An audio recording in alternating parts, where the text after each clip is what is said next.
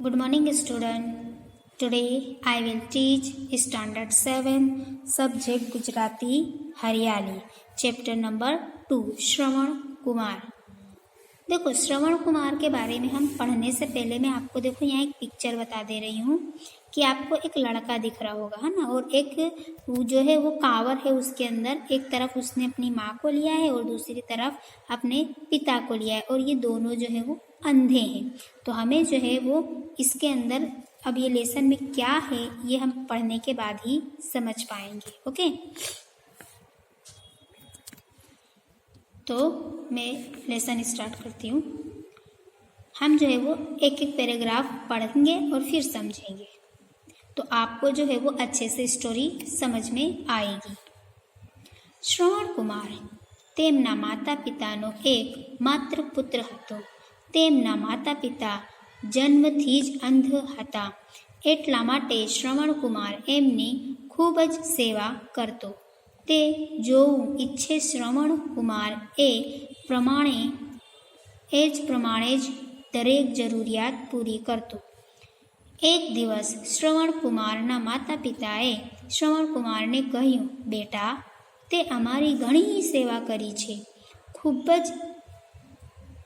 જ સુખ આપ્યું છે, બસ હવે એક ઈચ્છા पूरी करी दे, हमने तीर्थ यात्रा करावी दे। देखो, अब जो है यहाँ क्या कहा है कि श्रवण कुमार जो है वो अपने माता पिता की एक ही औलाद थी, एक ही संतान थी, और उसके माता पिता जो थे वो जन्म से ही अंधे थे, और इसलिए ये बात वो जानता था, तो इसलिए वो अपने माँ बाप की बहुत ही सेवा करता था श्रवण कुमार, और उनकी खूब सेवा करता था, उनकी हर इच्छा पूरी करता था, और उनकी जो भी इच्छा होती थी, जो वो कहते थे, उसी के हिसाब से जो है वो श्रवण कुमार अपने माँ बाप की जो भी ज़रूरियात होती थी उनको पूरा करता था। एक दिन क्या होता है कि श्रवण कुमार के माता पिता अपने बेटे श्रवण कुमार से कहते हैं कि बेटा, तुमने हमारी बहुत सेवा की, है ना, बहुत ही हमारी सेवा करी, हमें बहुत ही सुख दिया, बस अब हमारी जो है वो एक इच्छा तुम पूरी कर दो, हमारी जो आखिरी ख्वाहिश है वो हमारी तुम पूरी कर दो, यानी कि हमको जो है वो तीर्थ यात्रा यानी 4 धाम की यात्रा करा दो, है ना। तो अब जो है वो श्रवण कुमार પોતાના માતા પિતાની આ ઈચ્છા કેવી રીતે ટાળી શકે?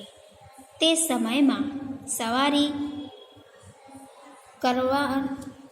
કરવાના સાધનો બધા પાસે ન હતા, લોકો ચાલતા જ યાત્રા કરતા હતા। શ્રવણ કુમારે માતા પિતાને લઈ જવા માટે એક કાવડ એટલે ટોળી બનાવી। जो अब અહીંયા શું કહેવા માંગે છે कि अब जब माता पिता ने श्रवण कुमार के माँ बाप ने कहा कि बेटा, तुम हमारी आखिरी इच्छा पूरी कर दो, हमको 4 धाम की यात्रा करा दो, तो श्रवण कुमार जो है उन्हें 4 धाम की यात्रा कराने के लिए सोचता है कि मैं अपने माता पिता की ये आखिरी जो ख्वाहिश है इसे किस तरह पूरी करूं। तो उस समय में क्या होता था कि किसी के पास सवारी नहीं थी। अब जो श्रवण कुमार है, यानी कि उस समय में जो है वो बहुत कम लोगों के पास जो है वो सवारियां होती थी, है ना, सफ़र करने के लिए, जैसे बैलगाड़ी हो, बड़द, यानी कि और भी चीज़ होते थे। तो श्रवण कुमार सोचने लगा कि मैं अपने माता पिता को किस तरह से जो है वो तीर्थ यात्रा कराऊं। तो क्या करता है कि अपने माता पिता के लिए वो एक कावड़, जिसको टोड़ी कहते हैं ना, जैसे ये टोकरी मैंने बताई ना आपको, कि इस तरह से उसने बनाया, और फिर उसके अंदर क्या करा, उसमें अपने दोनों माता पिता को बैठा दे, क्योंकि वो दोनों ही अंधे थे, जो भी सहारा था वो श्रवण कुमार ही था उसका। तो अब आगे क्या होता है वो देखेंगे हम। बीजा दिवसे श्रवण कुमार पोताना माता पिता ने कावड़ में बेसाड़ी तीर्थ यात्रा करवा निकळ्यो। खभा पर माता पितानी कावड़ उपाड़ीने सवारे चालीने सांजे आराम करे। जंगल, पहाड़, नदी, तड़ाव બધું જ પાર કરતા કરતા એક તીર્થધામથી બીજા તીર્થધામની યાત્રા કરતા રહ્યા। જંગલમાંથી ક્યારેક થોડા ફળો લાવતા અને તે ખાઈને પેટ ભરતા। जो હવે શું કરવા, अब जो श्रवण कुमार है उसने कावड़ बना लिया, टोड़ी बना ली, और दूसरे ही दिन अपने माता पिता को लेकर उस कावड़ के अंदर, उस टोली के अंदर बैठा कर जो है वो यात्रा शुरू कर दी और खभे पर यानी अपने कंधों पर अपने माता पिता की जो कावड़ थी, सवारी थी, उसको उठाया और सुबह में वो सफ़र करता और रात में आराम यानी सांझ को आराम करता।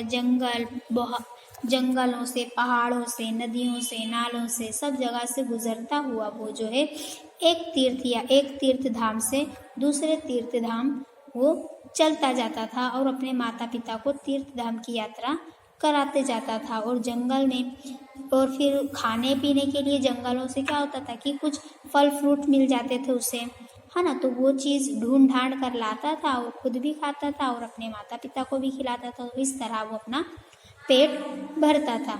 अब आगे क्या होता है वो हम अगले पैराग्राफ में देखेंगे।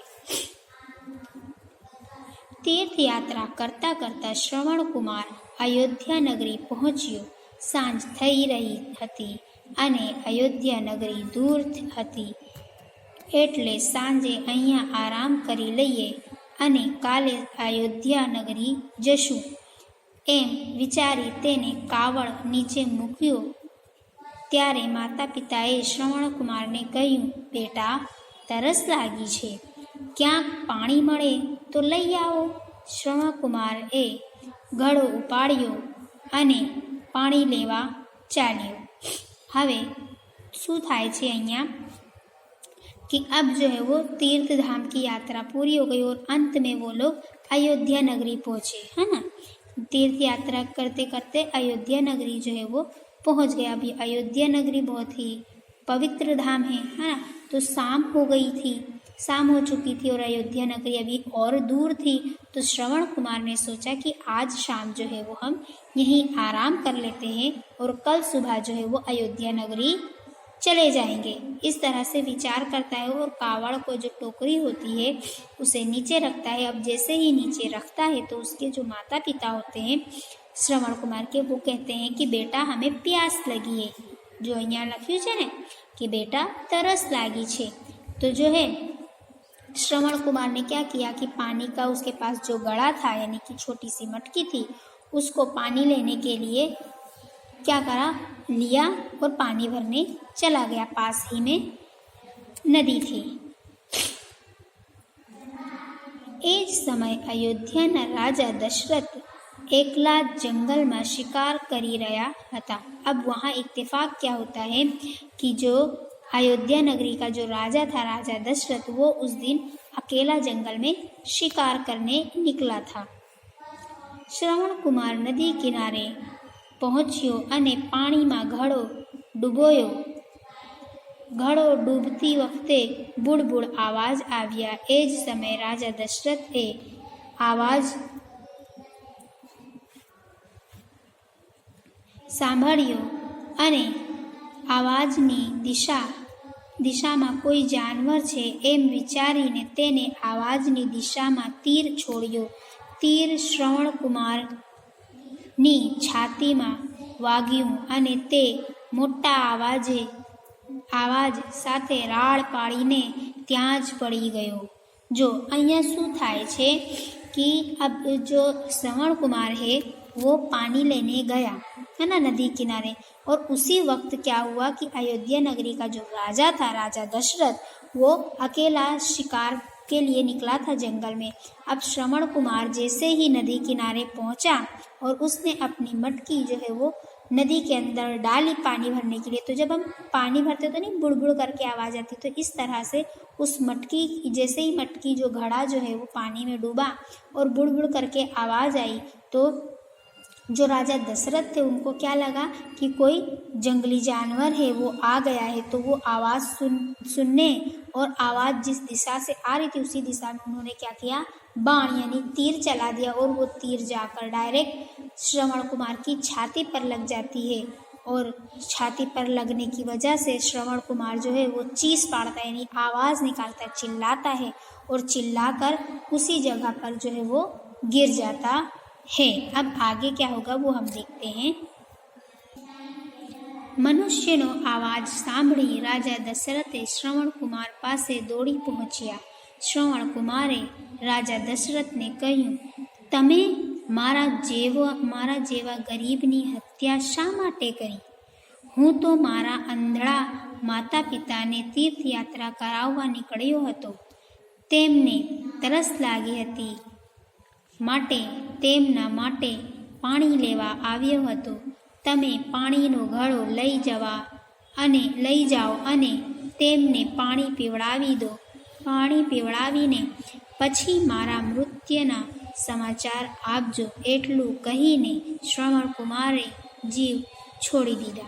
જો અહીંયા તમને દેખાય છે કે આ ઘડો છે અને આ નદી છે અને અહીંયા એક શ્રવણકુમાર છે અને આ રાજા દશરથ છે. એમને હાથમાં બાણ છે અને એ તીર એમની છાતી પર વાગ્યું છે. આ બધું दृश्य જોયો અને तो જે श्रवण कुमार यानी कि जो राजा दशरथ थे, उन्होंने जब श्रवण कुमार की चीख यानी आवाज़ सुनी तो वो श्रवण कुमार के पास भागकर आए और फिर जैसे ही उसके पास आते हैं तो जो श्रवण कुमार है वो क्या कहता है कि तुमने मेरे जैसे गरीब की हत्या क्यों की? आखिर मैंने तुम्हारा क्या बिगाड़ा था? मैं तो अपने माँ बाप को लेकर, अपने अंधे माँ बाप को लेकर तीर्थ धाम की यात्रा पर निकला था और तुमने मुझे मार दिया. अब जो है उनको पानी प्यास लगी थी, मैं उनके लिए पानी लेने आया था और तुमने मुझे जो है वो मार दिया.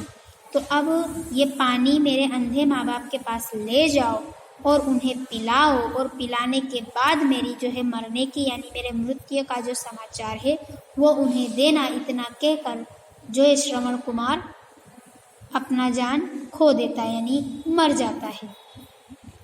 હવે આગળ શું થાય એ વાંચવાને પછી જ ખબર પડશે.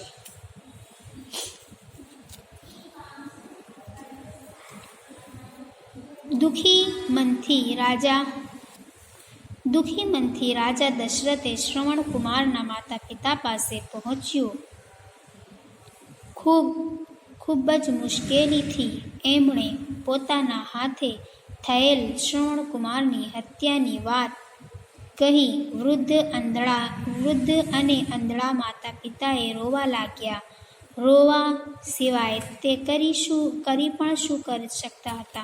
देखो अब यहाँ क्या कहा है कि जब राजा दशरथ को पता चला कि मेरे से इस तरह की भूल हो गई है कि मेरी एक तीर ने एक बेगुनाह की जान ले ली है, तो वो बहुत उदास हो गया, बहुत दुखी हुआ और दुखी मन से जो है वो राजा दशरथ जो है वो श्रवण कुमार के माँ बाप के पास वो पानी का घड़ा लेकर जाता है और उसके अंधे माँ बाप को पानी पिलाता है और पिलाने के बाद जो है वो सारा वाकया बताता है कि किस तरह से अनजाने में जो है वो श्रवण कुमार की हत्या मुझसे हो गई, मेरे तीर से हो गई. मैंने जंगली जानवर समझकर जो है वो तीर चलाया था पर वो श्रवण कुमार को लग गया और श्रवण कुमार की उधर ही वही जगह पर जो है वो मृत्यु हो गई मेरे एक छोटी सी भूल की वजह से. तो अब अंधे माँ बाप जब ये खबर सुनते हैं तो उन्हें बहुत अफसोस होता है, वो बहुत रोते हैं और उनके पास रोने के सिवा और कुछ बचा भी नहीं था और वो रोने के सिवा कर भी क्या सकते थे, है ना. तो अब जो है वो क्या होता है वो हम देखेंगे. दुखी थईने श्रवण कुमारना माता पिताए કહ્યું, જે પ્રમાણે અમે અમારા છોકરાના દુઃખમાં તડપીને અમારા પ્રાણ આપીએ છીએ એ જ પ્રકારે તું પણ તારા પુત્રના વિયોગમાં તડપીશ. એમ કહી બંનેએ પોતાના પ્રાણનો ત્યાગ કર્યો. શ્રવણ કુમારે જે ભક્તિ ભાવથી માતા પિતાની સેવા કરી હતી તેનું ઉદાહરણ આજે પણ આપવામાં આવે છે. जो અહીંયા શું લાસ્ટમાં શું કહેવા માંગ્યા છે कि जब श्रवण कुमार के माता पिता को पता चलता है कि उनका बेटा अब इस दुनिया में नहीं रहा और एक छोटी सी भूल के कारण उसने अपनी जान गंवा दी, तो वो उनके पास रोने के सिवा और कुछ चारा नहीं बचा था और रोते रोते उनके मन से जो है वो हाय निकलती है, बद्दुआ निकलती है. राजा दशरथ के लिए कहते हैं दुखी मन से, यानी कि दुखी मन से कहते हैं कि जिस तरह आज तूने हमारे श्रवण कुमार को हमारे से छीना है ना. ये देखो यहाँ लिखा है ना, श्रवण कुमारना माता पिताए કહ્યું જે પ્રમાણે અમે અમારા છોકરાના દુઃખમાં તડપીને हमारा प्राण आपीए છીએ यानी कि जिस तरह हम अंधे माँ बाप जो हैं अपने बेटे के दुख में तड़प रहे हैं और अपना जान गंवा रहे हैं, इसी तरह तू भी अपने पुत्र के लिए तड़पेगा, अपने पुत्र की यानी अपने बेटों के लिए उनकी जुदाई में तड़पेगा। और इतना कहकर वो दोनों भी अपने प्राण गंवा देते हैं और इस दुनिया को अलविदा कह देते हैं। तो अब यहाँ लास्ट में कहा है कि जिस तरह श्रवण कुमार ने जिस भक्ति भाव से अपने माता पिता की, जिस लगन और शिद्दत से अपने माता पिता की सेवा की है, उसकी उदाहरण, उसकी एग्जाम्पल आज भी लोग जो है वो अपने अपने घरों में देते हैं। यानी कि हर एक बेटे का ये फ़र्ज़ होता है कि वो अपने माँ बाप की जो है वो सेवा करे, खिदमत करे, उनकी जो भी ज़रूरत है उनको पूरा, क्योंकि जब हम छोटे होते तब हमारे वालिदैन, हमारे माँ बाप जो है वो हमारी हर ज़रूरत को पूरा करते हैं। इसी तरह बड़े होने के बाद जो है वो औलाद का फ़र्ज़ होता है कि वो अपने माँ बाप की जो है वो खिदमत करे, उनकी जो है सेवा करे, उनकी जो है चाकरी करे। तो ये था हमारा लेसन श्रवण कुमार जो यहाँ पूरा होता है। अब जो है हम क्वेश्चन आंसर इसके देख लेते हैं कि क्या है।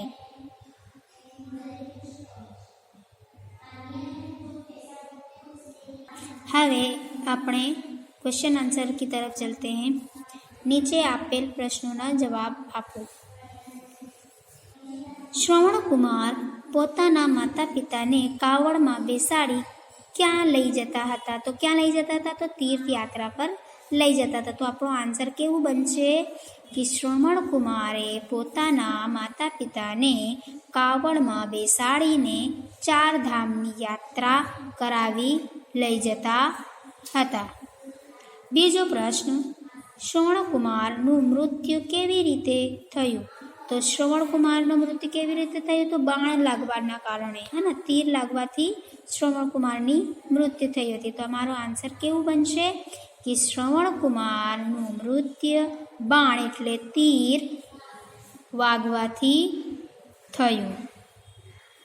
त्रीजो प्रश्न, राजा दशरथे श्रवण कुमार ने शू समझीने तीर मार्यो? तो राजा दशरथ शू समझ्या था? तो ए समझ्यो तो कि ए जंगली जानवर छे एटला माटे एमणे बाण चलाव्यो। तो राजा दशरथे श्रवण कुमार ने जानवर समझीने तीर मार्यो। है ना।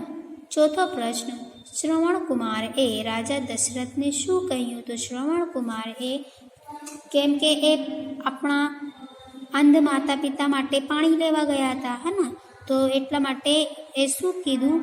ए श्रवण कुमार ए राजा दशरथ ने कीधुं के तेमना माता पिताना पाणी पीवड़ाववानुं कह्युं, है ना, कि आ पाणी लई जाओ अने मारा माता पिता ने पीवड़ावीने पछी ज मारा मृत्युनो समाचार आपजो। श्रवण कुमार। पांचमो प्रश्न, श्रवण कुमारना माता पिताए राजा दशरथ ने शू कह्युं? तो राजा दशरथ ने शू कह्युं कि जेवी रीते अमे अमारा दीकराना पीड़ामां यानी दीकरानी यादमां पीड़ित छे एवो ज तमे तमारा पुत्र माटे तरस्यो। हमारो प्रश्न केवुं लक्ष्य आंसर केवुं बनशे कि श्रवण कुमारना माता पिताए राजा दशरथ ने श्राप आप्यो के जेवी रीते अमे अमारा पुत्र माटे पीड़ित छे यानी तरस्या छे ए ज रीते तमे पण तमारा पुत्रना वियोगमां तरसजो। हवे नीचे शुं लख्युं छे ए पण जोई लईए। श्रवण कुमारनुं नाम आजे पण आदरथी शा माटे लेवामां आवे छे ते जणावो। तो श्रवण कुमारनुं नाम आजे पण आदरथी लेवामां आवे छे कारण के ते एक आदर्शवादी पुत्र हता अने पोतानी माता पितानो बधुं ज रीते जे सुख एमने अर्पण कर्युं हतुं। हवे आगळ नीचे आपेला शब्दों उपयोग करी वाक्य बनावो। जो अहींया वाक्य आमने नीचे शब्दों आप्यो छे एमना अर्थ बताववाना छे अने वाक्यमां प्रयोग करवाना छे। तो संतान, બીજું છે તીર્થ, ત્રીજું છે વિશ્રામ, ચોથું છે સમાચાર અને પાંચમું છે દુઃખી. તો આપણે જે લેસન ભણ્યા છે એમાંથી જ વાક્ય બનાવવામાં આવે. સંતાન એટલે ઓલાદ એટલે પુત્ર, તીર્થ એટલે પવિત્ર ધામની યાત્રા, વિશ્રામ એટલે આરામ કરવું, સમાચાર એટલે ખબર, દુઃખી એટલે ઉદાસ. એ જ રીતે નીચે પણ લખ્યું છે કે નીચે આપેલા વસ્તુઓને સંબંધ કોની સાથે છે તે જણાવે.